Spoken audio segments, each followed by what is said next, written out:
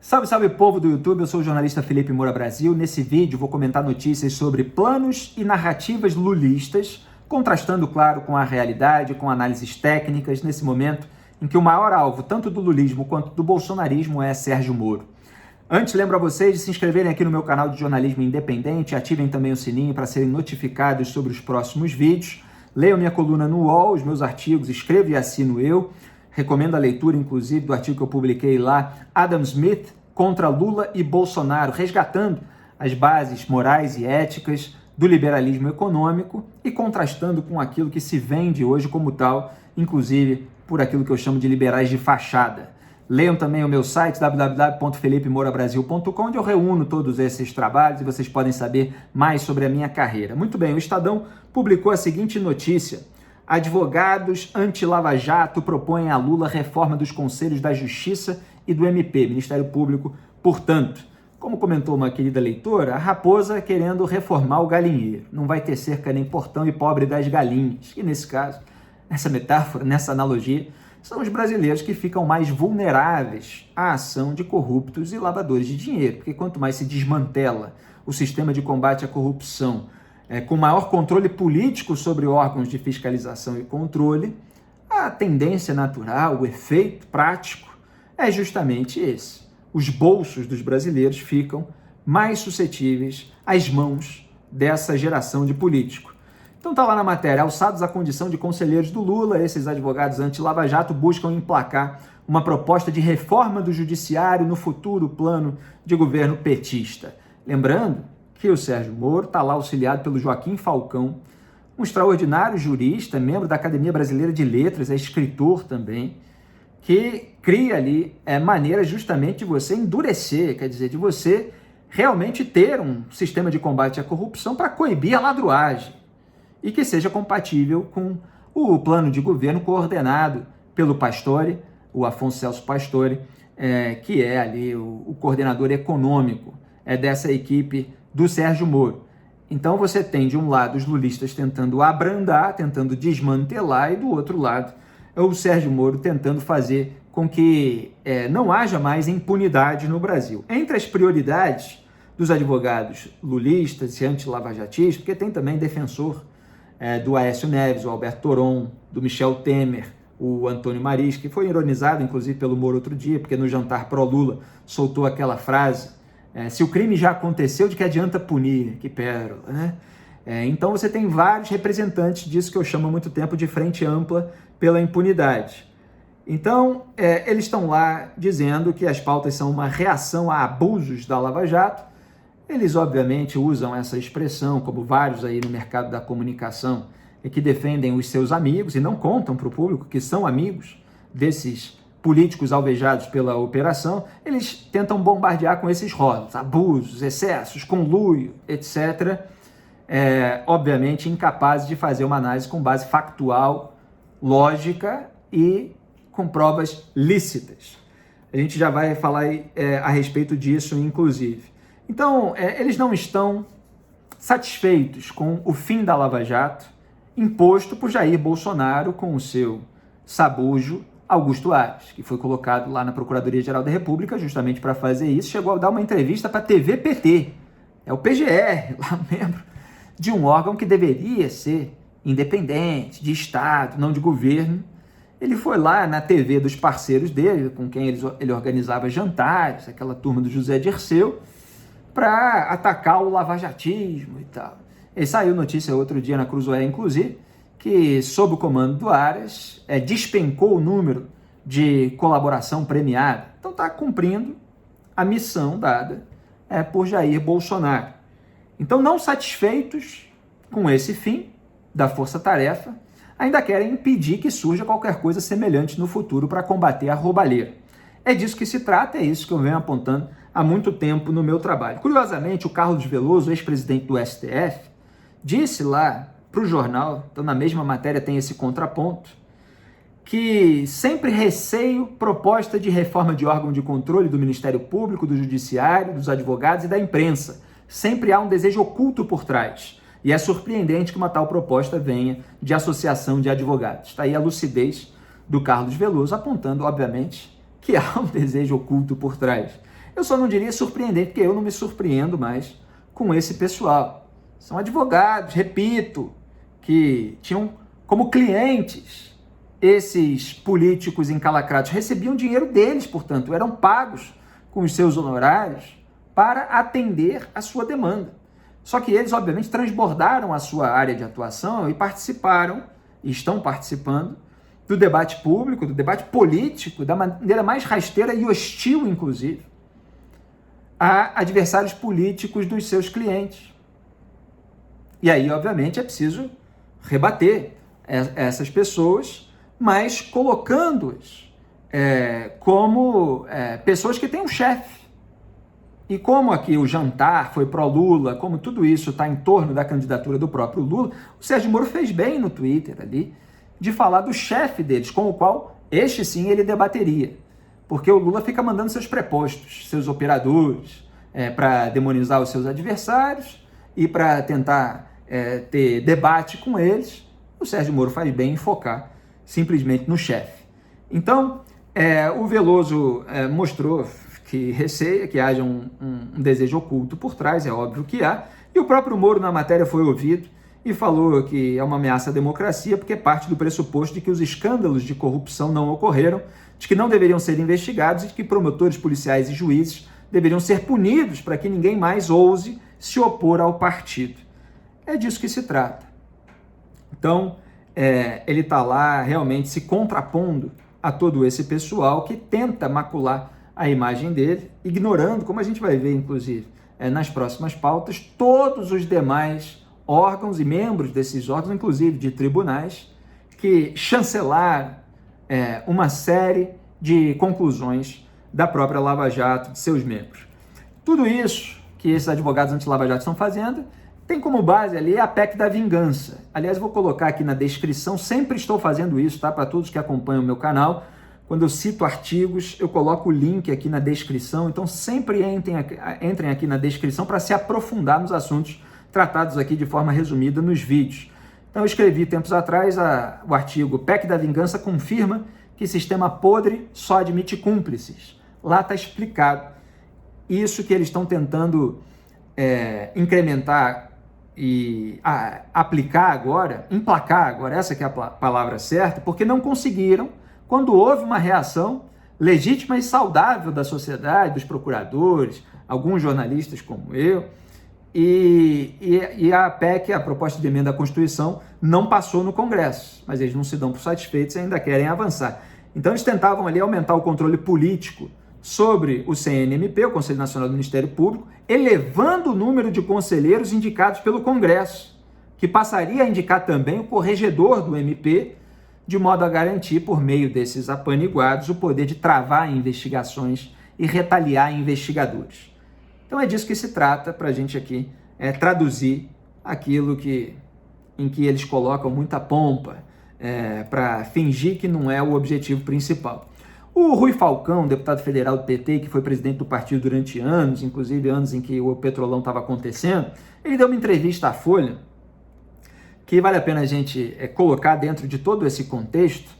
Ele começou dizendo que o Lula não precisa de uma muleta eleitoral, se referindo ao Geraldo Alckmin, ele é da ala do partido que tem ressalvas. E é óbvio que o lulismo também faz jogo duplo, né? Tem uma ala lá que faz as ressalvas, a outra que tenta avançar, e eles vão medindo a temperatura para saber o que vão fazer no final. O Alckmin já está queimado com o eleitorado antipetista só por ter se aproximado, mas está lá no auge da sua decadência moral e política. Então o Rui Falcão é questionado sobre o PT falar a respeito de Mensalão e Petrolão. E aí ele responde: o tema da corrupção aparece em 5º lugar no ranking de preocupação da população, inclusive porque a disposição do Bolsonaro de dizer que ia acabar com a corrupção só sobrou diante das denúncias contra a família, da tentativa de acobertar as rachadinhas, do cheque depositado na conta da dona Michele, além dos episódios da CPI da Covid. Então, não é um tema que nos preocupe. Olha só, essa declaração é uma confissão daquilo que eu apontei ao longo dos últimos anos, formulando da seguinte maneira, que o Lula tenta se limpar na sujeira do Bolsonaro e o Bolsonaro tenta se limpar na sujeira do Lula. Lula e Bolsonaro tentam limpar a própria sujeira na sujeira do outro. Vocês vão encontrar um monte de vídeos meus aqui no YouTube a respeito disso, com essa formulação e até de outros canais, repetindo o meu insight, a minha formulação mais recentemente. Eles estão contando com Jair Bolsonaro no segundo turno, por isso, inclusive, tentam atacar de todas as formas o Sérgio Moro. Porque no quesito corrupção, que é um ponto sensível para o PT, a atitude do Bolsonaro no poder e aquilo que foi descoberto sobre o que ele fazia antes, nos gabinetes passados, e os seus filhos também, aliás, tem notícias novas a respeito disso, tudo isso faz com que o petismo não tenha medo de tratar dessa questão, porque um vai apontar a sujeira do outro e aí o que vai desempatar são outros temas. Eu fiz um parêntese aqui, porque o Abraham Weintraub, ex-ministro da Educação, que ganhou uma boquinha lá nos Estados Unidos, agora está voltando querendo se candidatar, ele deu uma entrevista, um podcast para o qual eu já dei entrevista também, e falou que o Jair Bolsonaro sabia antes que haveria uma operação que poderia atingir o Flávio Bolsonaro. E isso foi relatado pelo empresário Paulo Marinho, pai do humorista André Marinho, e deu detalhes a respeito disso, e obviamente todos os fatos casam com aquele relato, aquele depoimento. Porque o Fabrício Queiroz e a Natália Queiroz foram exonerados dos gabinetes do Flávio e do Jair. É sempre bom lembrar que o Jair participava disso tudo, depois de que eles foram avisados por alguém da polícia de que a Operação Furna da Onça ia atingir o Fabrício Queiroz e, obviamente, respingar na família Bolsonaro. E eles estão aí protegendo. Fabrício Queiroz agora quer até ser candidato a alguma coisa, o operador de um esquema que desviou mais de 6 milhões de reais dos cofres públicos e que tinha como líder da organização criminosa o Flávio Bolsonaro, de acordo com a denúncia contra os dois e mais outros funcionários, considerados fantasmas, feita pelo Ministério Público do Rio de Janeiro. Muito bem, o Rui Falcão disse também que o PT foi o que mais criou instrumentos de combate à corrupção, inclusive alguns foram utilizados seletivamente contra nós, como ficou claro com as denúncias da Vaza Jato. Olha, é muito engraçado, e eu vou até pegar outra declaração aqui do deputado Paulo Teixeira, ao mesmo jornal, numa matéria do começo do ano, num sentido semelhante, mas um pouco assim, dissonante em relação ao do Rui Falcão, porque o PT ele tenta se vangloriar de ter criado dispositivos anticorrupção, só que na verdade ele tem um duplo demérito, que é que esses dispositivos, não foram só esses, evidentemente, o Brasil já tinha uma legislação, eles foram usados para investigar e até condenar petistas que foram flagrados fazendo coisa errada, para não dizer crime. Quer dizer, eu aqui digo, né? Muita gente diz erro, etc. Não, é crime. Então eles foram pegos com a boca na botija, como se dizia antigamente, e aí eles tentam culpar o dispositivo, alguns dos quais eles próprios criaram. Então, qual é o duplo demérito? É eles serem pegos roubando e eles ainda quererem abrandar os dispositivos para não ser pegos jamais de novo. Então, esse que é o fato, né? Que eles tentam embaçar aí com toda essa narrativa, porque discurso, para esse pessoal, eles formulam para qualquer circunstância, né? Mesmo a mais adversa para eles. Então, o Paulo Teixeira tinha dito, e vale a pena ler essa reportagem que foi publicada no dia 6 de janeiro, que é Com Centrão, PT ajuda a afrouxar legislação de combate à corrupção. E está lá o Paulo Teixeira dizendo, por exemplo, que a lei de improbidade combateu um monte de gente inocente. Quer dizer, quando o dispositivo é usado contra os aliados, aí eles dizem que era tudo inocente, então a lei está errada. Aí eles vão lá e mexem na lei para que ela não atinja mais ninguém. Esse é o método Gilmar Mendes. Gilmar Mendes votou a favor da prisão após condenação em segunda instância. Quando a Lava Jato atingiu os tucanos e ele foi posto no STF pelo governo do PSDB, ele foi e virou o voto. Passou a votar contra a prisão em segunda instância. Então, as pessoas desenvolvem dispositivos, o dispositivo é usado contra elas vão e tiram aquele dispositivo. É um duplo demérito, repito. O Paulo Teixeira falou que o PT acabou patrocinando leis autoritárias, legislações sugeridas pelos Estados Unidos, aí começa toda aquela ladainha petista. Olha, para completar todo esse quadro, saiu ali o relatório de uma auditoria técnica do TCU, que reduz a pó todas essas teses vaza-jatistas, né, para usar aí uma expressão condizente com a declaração do Rui Falcão. Eles usam essa expressão vaza-jato justamente para omitir que o que se obteve foi um conteúdo por meio da violação criminosa de aplicativos de celular por parte de uma quadrilha de hackers, de criminosos. E todo esse conteúdo jamais foi devidamente autenticado, então ficou meses nas mãos dos criminosos e não se pode dizer não se pode confirmar que todos aqueles diálogos realmente aconteceram daquela forma. Portanto, são provas ilícitas, obtidas de maneira ilícita, e que nem sequer o seu conteúdo pode ser confirmado para uso lícito. E isso é dito no relatório da auditoria técnica do TCU. Então você tem lá o homem do Renan Calheiros, o Bruno Dantas e o Lucas Furtado, que é um que vive tentando aparecer, ignorando esses pareceres, mas agora fica claro por quê, porque o parecer é altamente minucioso. E ele mostra lá que o prejuízo causado à Odebrecht veio dos crimes cometidos pelos seus executivos, que inclusive fecharam acordo de delação premiada, depois das prisões do Marcelo Odebrecht decretadas pelo Sérgio Moro com base na investigação da Lava Jato de Curitiba. Marcelo Odebrecht dizia que não ia caguetar ninguém, que nem tinha o que falar e tal, não sei o que, depois assumiu os crimes.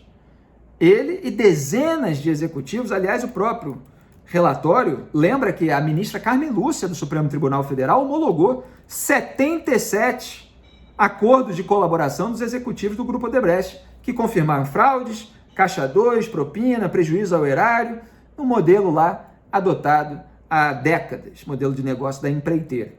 Então você tem alguns trechos ali que vale a pena destacar, que a CGU, AGU, TCU, CAD, Polícia Federal, CVM, Petrobras e Receita chegaram à conclusão, por investigações diferentes, de que houve desvio de bilhões de reais por meio de fraudes em licitações públicas envolvendo as empresas cartelizadas, que participavam de um cartel, portanto, se revezando ali na obtenção de contratos bilionários, enquanto molhavam a mão de políticos responsáveis por esse processo.